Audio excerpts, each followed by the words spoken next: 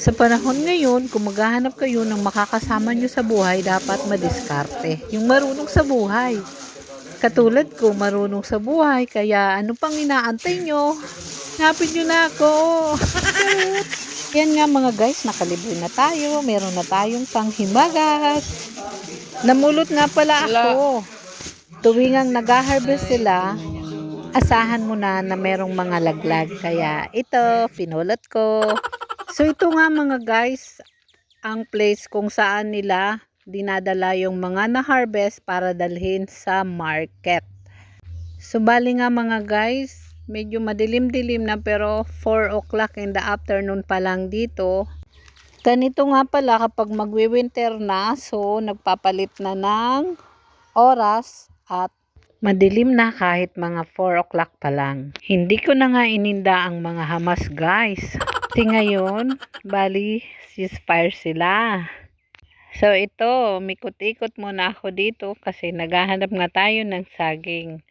Bali, galing nga ako sa tindahan at bumili ako ng pizza. Kasi sabi ng alaga ko, hindi na daw maidrawing ang pagmumukha ko, kaya papipitahin niya ako.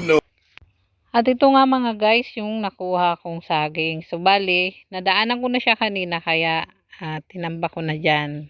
At ito na nga mga guys, pizza with saging, diba? So, swerte na rin ang alaga ko kasi nakaminus na siya. Hindi na niya kailangan gumastos para sa saging. At namulot na nga lang ako.